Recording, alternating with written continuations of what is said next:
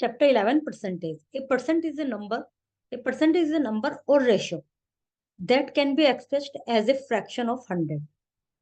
मतलब एक परसेंटेज एक वो रेशो है, वो कहते हैं ना औसत है, अनुमान है, जो कि 100 के फ्रैक्शन से एक्सप्रेस किया जाता है। परसेंट का मतलब होता है कि पर 100। Percent always compare a quantity to 100, it is representative by the symbol of this. 100 की क्वांटिटी से कंपेयर किया जाता है और इसका सिंबल ये होता है। Fact about percentage, to convert a percentage to a decimal, divide by 100 and move the decimal 2 places to the left. किसी भी डिजिट का एरिया में परसेंटेज निकालना है तो convert a percentage to a decimal divide by 100, तो 100 से उसको डिवाइड कर दो और पॉइंट के बाद 2 अंक तक उसको डिवाइड करो। कई बार ऐसा होता है ना कि वो पूरा डिवाइड ही नहीं होता, रिमाइंडर बचता रहता है डिवाइड, तो 2 अंक तक उसको डिवाइड करो। To convert a percentage to a fraction और a decimal, divide by 100 and reduce it to the lowest term, फिर उसको लोएस्ट टर्म तक रिड्यूस कर दो यदि छोटा करके लिखना है।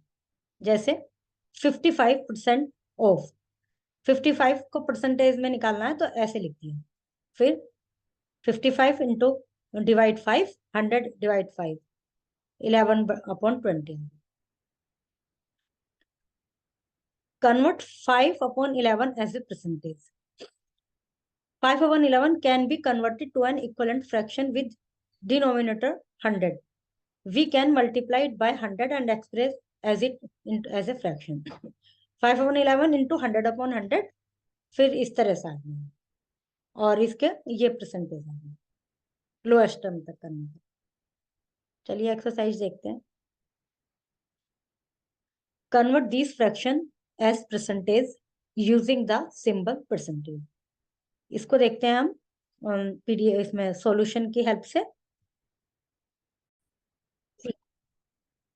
इट वाज 5/2, तो हमने इसको 2 से 5 को डिवाइड किया, तो हमारा डिवाइड करने के बाद 2 2 जा 4, 1 रिमाइंडर 0। अब यहाँ पे और डिजिट नहीं बची तो हमने पॉइंट लगा के 0 अपने पास से लगा ली। 2 5 जा 10, तो ये पूरा कट हो गया हमारा। तो 2.5 इंटू 100, फिर 100 में उसको मल्टीप्लाई कर दिया, तो ये हमारा परसेंटेज में आ गया। 5/2 परसेंटेज में इस तरह से लिखेंगे। ये इसका नेक्स्ट है 17/14। इसको हमने 49 जो नीचे होता है उससे डिवाइड करते हैं। अब 49 तो बड़ा है 17 के कंपैरेटिवली, तो इस तरह से डिवाइड हुआ है 49। यहाँ केवल 17 था तो छोटा था, हमने पॉइंट लगा के 0 लगा दिया यहाँ पर। फिर पहले 3 से हुआ, फिर ये बचा, फिर 4 से ये आया, फिर 6 से, फिर ये बचा, और लास्ट में हमारा जो रिमाइंडर बच गया वो 19 बच गया। और आंसर हमारा हो गया ये, मतलब रिमाइंडर नहीं बचेगा, ये आंसर आ गया हमारा 0.3469। 17/49 का हमने ये बना लिया, उसके बाद 100 से मल्टीप्लाई कर दिया तो हमारा ये आ गया। तो इसको हमने परसेंटेज में ऐसे लिख दिया। तो परसेंटेज में करने के लिए ये इम्प्रॉपर फ्रैक्शंस में लिखा है, हम इसको होल नंबर के रूप में लिखेंगे। होल नंबर के रूप में आसान, कोई भी डिजिट इस तरह से पूरे नहीं हो पाएगी क्योंकि नीचे की जो डिजिट बड़ी है।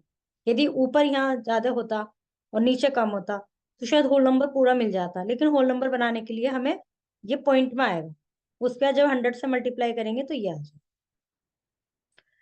सेकंड क्वेश्चन, सेकंड क्वेश्चन इस तरह से सारे कर लेंगे। पहले इसको 27 से 14 को डिवाइड करेंगे, फिर जो डिवाइड करके आएगा वो आएगा हमारा पॉइंट में आंसर, क्योंकि ये नीचे वाली डिजिट ऊपर वाली से बड़ी है तो इसलिए पॉइंट में ही आएगा ये आंसर। कहीं भी नीचे वाली यहाँ भी बड़ी है, सब जगह बड़ी है, तो पॉइंट में आंसर आएगा।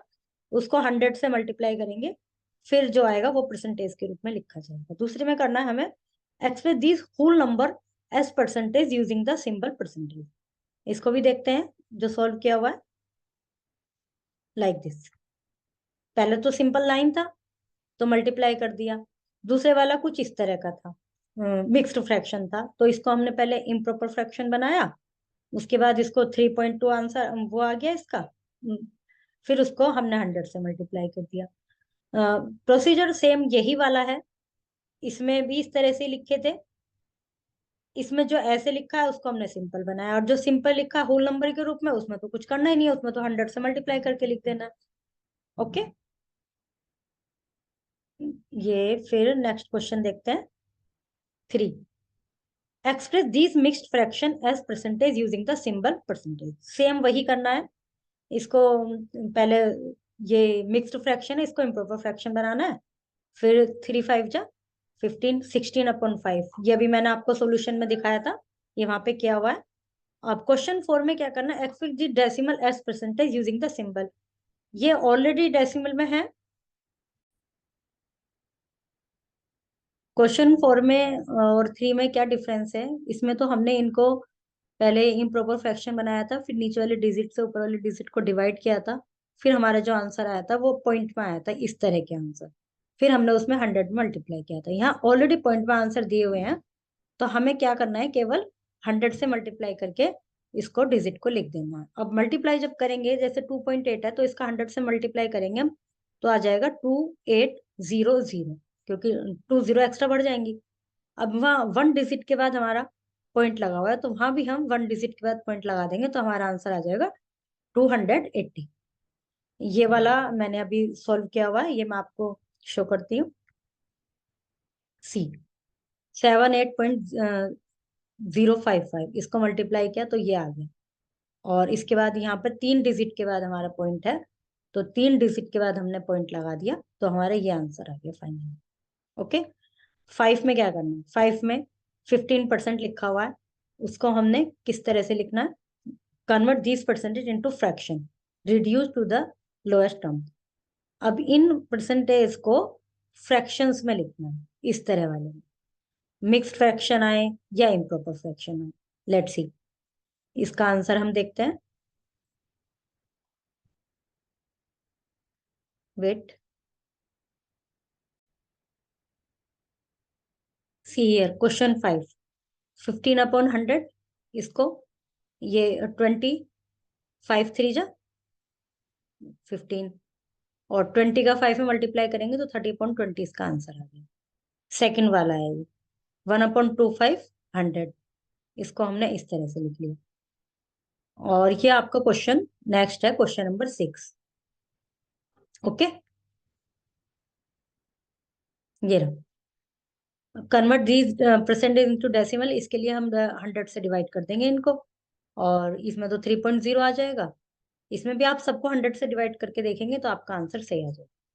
Okay, chapter 11 B is complete.